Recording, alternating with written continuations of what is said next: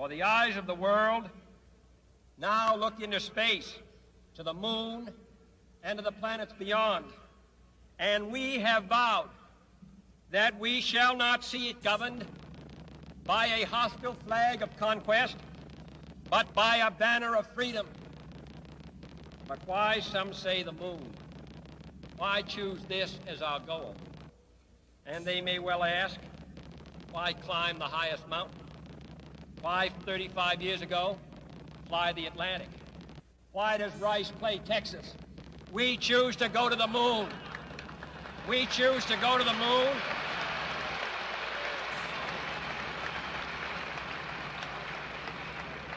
We choose to go to the moon in this decade and do the other things, not because they are easy, but because they are hard.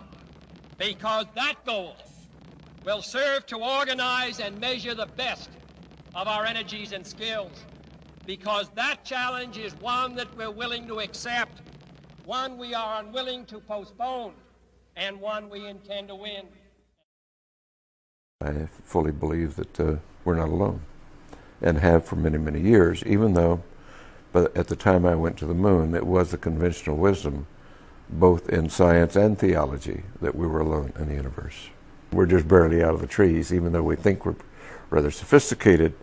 But I do like to tell the story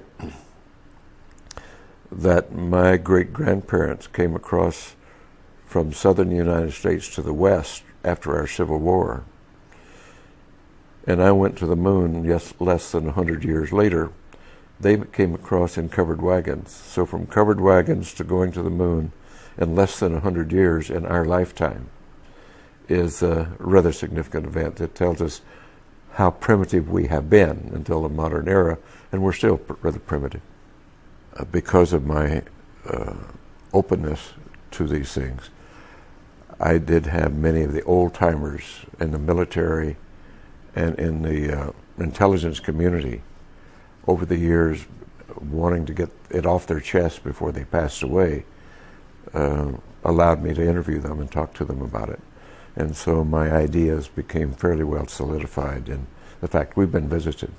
We have to remember that right after World War II, the Army Air Force was separated and became the Air Force, a separate branch of service.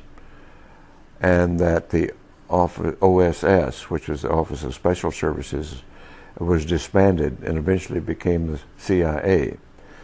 So that here was a major military organization and a major intelligence organization totally in disarray, new-founded, didn't know what they were doing after World War II, and not really reorganized yet. And as a result of that, the President Truman at that time convened a very high-level committee to examine this alien or UFO phenomenon.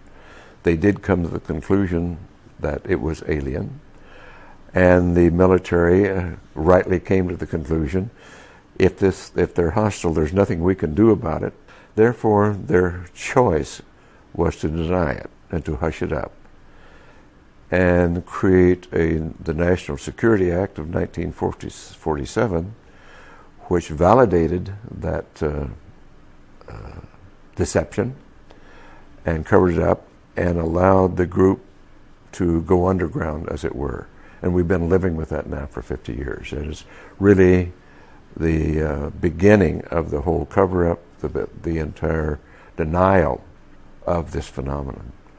And the addition of dismissal, disinformation, misinformation to cloak and to discourage investigation, to misinform. It's just been continuous for many, many years now. Eventually it came away from the fear, I believe, of not being able to protect and do their duty to the notion of power and control, controlling the knowledge and the technology. And the group involved with that is still doing it.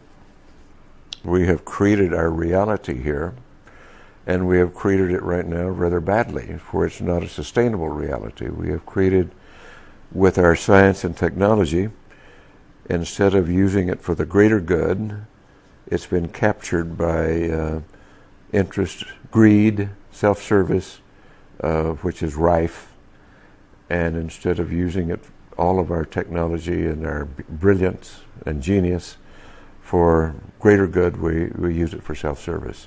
And that's not going to work.